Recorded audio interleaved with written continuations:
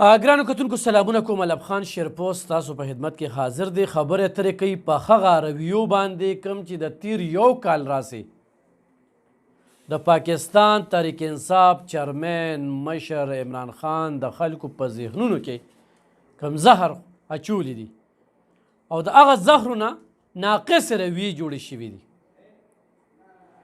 دغه رویو په وجه باندې په مسجد نبوي کې صلی الله علیه و وسلم په هغې کې چې کومه بې حرمتي وشوله او کومې چغې سورې وشولې دا د دغه صیب په ایما باندې موږ به کتل سیاست نه خوشستګي ختمه شوه، ګالم ګلوچ کنځلې یو عامه خبره ګرځېدلې د مور خور بچي تاسې کنځي خیران بشي چې دا را پیدا دا خلک دا چې کوم تعلیم یافته جاهله دي دا هم د چا نه پیدا وي، د دوی به مور پلار نه وي چې دوی کنځلې کوي چې بل ته ګوته نیسي نو څلور ګوتې خو تا ته راځي. سوچ نشته دا دغه لیډر. نو په لندن کې د نواز شریف کورمه ته مریم نواز پسې چغې، مریم اورنګزیب پسې چغې، په نورو لیډرانو پسې چغې، خو پوی لیډر دغه شانتي وي چې خپل کارکون ته وایي نه ولې څه کې هغوی سره کارکنان نشته څه. نو خو هغوی هم دغه چغې سورې شروع کي او دوی هم شروع کي. نو فرق څه شو؟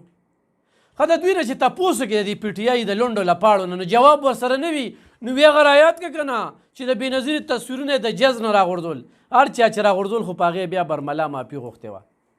تر اوسه د عمران خان چېرته ورکر ته ده وي چې بچو ټایګرانو کارکنانو کنځلې مه کوئ، رویې ټیک کې خلکو سره په دلیل خبرو کې. چېرته په دلیل خبره وکړله؟ هرګز په دلیل خبره نه شوې. خو ګرانو کتونکو په 2018 کې د باجوا صاحب دغه پیداوار چې باجوا صاحب بیا خپل پلار ګرځولی و، نن په فرانس کې د باجوا صاحب بېعزتي دا د ټول پاک فوج بېعزتي، د ټول پاکستان بېعزتي یو نامرده پښتون کړې ده.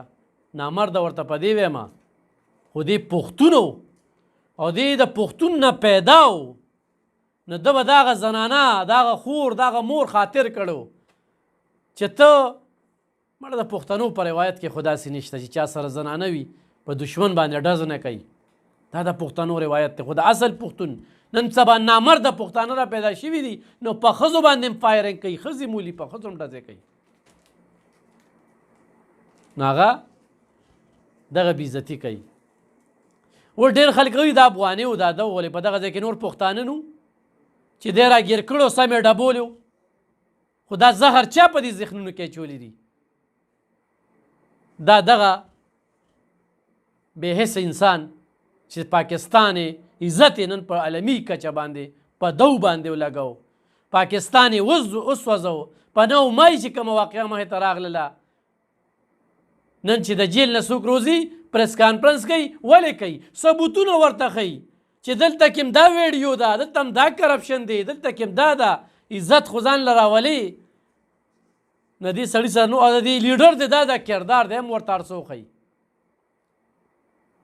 چې کومه د ایجنټۍ خبره به کېدله چې دا ایجنټ دی. په امریکا کې تر اوسه د بټو دپاره بېنظیر بټو دپاره نواز شریف دپاره د بل لیډر دپاره د بل لیډر دپاره چېرته مزاحمت وشو. 80 د سینټ غړي منتخب نمایندګان د ده لپاره دستخط یې کوي او مزاحمت یې کوي. نو ګرانو کتونکو په 2018 کې دغه فیصلې ته موږ په غلطه کتل. ما په هغه ټیم کې خبرې اترې کړې دي چې غلطه کوي، دا سړی ذهني ټیک نه دی. او هغه ټیم کې په بیا اسټابلیشمنټ پیښ شو، خو د څه مکاري وکړله؟ د ځان د کنټینر نه یا راغورځېدلی یا نه په هسپتال کې ناستو او کومه پنکاري یې چې وکړله خبرې به تاسو ته یادي. به دغه ټیم کې بیا اسټابلیشمنټ ځان ته راوسته.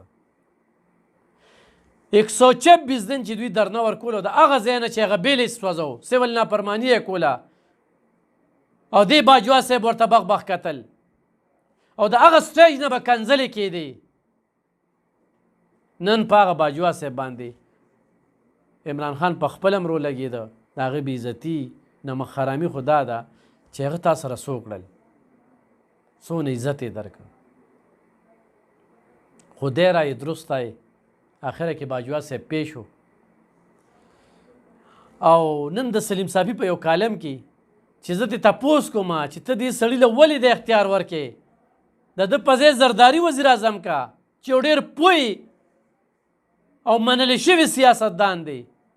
بل رامخې ته که چې نواز شریف نه رامخې ته کې نوي نواز شریف پوج پسې خبرې کوي، پوج پسې نه کولم تا پسې کولم. دغه قصه ده چې نن په دې ځای باندې ختمه شوه. نن ته چېرته ګرځېدی نه شي. دا زهر په ذهن کې دا چولی دي. یو کال مسلسل د آرمي خلاف یو لوی کمپین وچلېده. دا د هغې ملکونو نه تپوس وکړه چې د کومو ملکونو آرمي نه وي.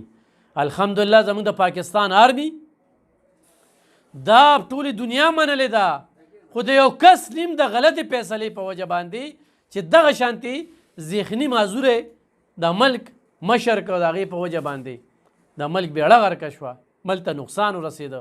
د شپ شپ نه خبرې وتلې دي. اوس چې هغوی نه تپوس وکړي نو چې موږ ته ستنه مدرئ، موږ ته ګډه مدرئ، موږ ته چیلی مدرئ، موږ ته سپی مدرئ، موږ ته سانډا مدرئ، موږ ته غوا مدرئ. ولې اوس ځناورو ته د پاکستان پاتې شو؟ انسانان دې راشي ودرېږي په دغه ټیکټ باندې. نو زه په سختو ټکو کې مذمت کوم د باجواد صاحب سره چې کوم دغه نامرده پښتون دا کم کردار ادا کړی دی. دته زه د سره پښتون ویم نو د کې پښتو شته دی او د ده انجام هم درته په دې هفته نیمه کې معلوم شي.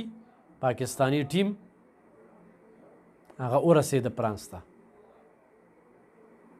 ډېره زیاته غلطه یې کړې ده او موږ افغانیانو سماج افغاني رنګ وله ورکوي دا وله ورکوي.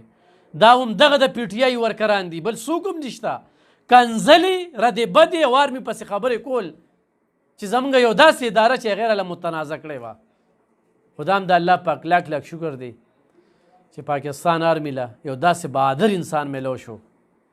حافظ عاصم منیر صاحب پړه کې د الله کتاب پروت دی او هغه ساک چې کوم دی نو هغه بحال شو او بحال دی او غوښتنه به دې کوم چې چا هم دې ملک ته نقصان ورکړی دی دا د مفکولو قابل نه دي او بیا داسې غلطیونه کې سړی تول کوي هغه له د ملک واګي ورکوي.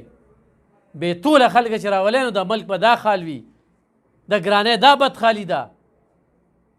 او ډېر خلک اوس وایي چې پی ډي ایم خو د ګرانۍ په ضد باندې اواز پورته کو. ګراني په دې ملک کې شته، په هغې هم سخت خفه یو. خو پی ډي ایم د ګرانۍ سره سره ملک ته د خطرې خبره هم کوله چې د دې سړي نه ملک ته خطره ده، په قانوني توګه باندې د کورسۍ نه لرې که په قانوني توګه باندې. او هغه خطره په 9 مای باندې مخې ته راغلله چې هلته کې په انډیا کې او په دشمن خیوادونو کې خوشحالۍ مانځلې کېدې. وټساپ میسیجونه راغلي چې چای جلټي کېدله چې دې نه پس هم څوک نه پیږي. نو لعنت دې وي په دغه خلکو باندې. او د کنځلو دپاره د ردو بدو دپاره د دې دپاره موږ د پاکستان ساک هغه چاله په لاسو کې نه ورکوو چې هغه خراب کړي. دا خخ خبرې دي یا یک طرفه خبرې نه دي. ډېر خلک کوي چې بغض او دغه زه به د داسې سړي سره او د داسې سړي به زه صفتې کوم چې زما عمل ته نقصان ورکوي چې پاکستاني نو زه به یم، چې پاکستان نی نو زه به چېرته یم. او چې هغه ملکونه چې هغه بند دي هغوی ته پته لګي یا د کوم ملک آرمي نه وي هغوی ته پته لګي. نو عاصم منیر صاحب دې وخت کې واګي دغه کړي دي. هټ د ګرانو کتونکو خبرې چونکې ډېرې دي خو یو خبره به کې بل هم ډسکس کوم. صحت کارت فارموله چې د اوی دوی یو منصوبه وه صحت کارت چې کله دا صوبایي حکومت ختمېده نو 2 اربه روپۍ پې د سټیټ لایف والا پاتې وي. دوی لاړل اوس هغه پیسې دوی پکې چېرته قسمس ورکړي را شروع شي. منصوبه هغه وي دا ډېر خلک دا وایي چې یاره خیدر خان یونیورسټي جوړه کړه او فرض که یونیورسټي بنده شوله نو آیا دا د حکومت کار دی او د خیدر خان کار دی؟ زه هغه سړي هغه ناپوه انسان ته وایم چې صاحبه کومه منصوبه د بجټ نه مخکې بنده شي نو پیښه چې دا د اوا دوا منصوبه وه. کومه منصوبه چې د بجټ نه پس بنده شي نو پیښه چې دا دغه حکومت کار دی. نو دا خو په اپریل کې بنده شوې د صحت کارت دا منصوبه ده. هغه ټیم نه دا خبرې را روانې دي. دا خو بجټ ته هم نه رسوله. نو دا وی وه دا په کار چې بجټ کې دې لپاره پیسې مختص کړې وي چې دا صحت کارت به مونږ چلو خو صرف د خلکو د سترګو د غولولو لپاره دغه یو کردار ادا کړ. په کم کارکردګۍ به د سره خبرې کوم، په کومه کارنامه، په کومه بې حسۍ به د سره خبرې کوم. بهرحال بل پروګرام کې بیا ملاویږو. ډیره مننه کوم. خو پاکستان بچ او مار چې دی وخت په پاکستان کې روان دی د هغې نه ډېر زیات امیدونه دي په 7 جون باندې په مینار پاکستان کې په سوشل میډیا خو نه ښیي، خو د مینار پاکستان دغه قوم ته وګوره چې کم قام راټولیږي او کم قام د حضور پاک صلی الله علیه و وسلم په عشق کې مینار پاکستان ته راځي او په سعد حسین رضوي صاحب باندې د خپل بھرپور اعتماد کوي. دا ضرور وګورئ. ډېره مننه.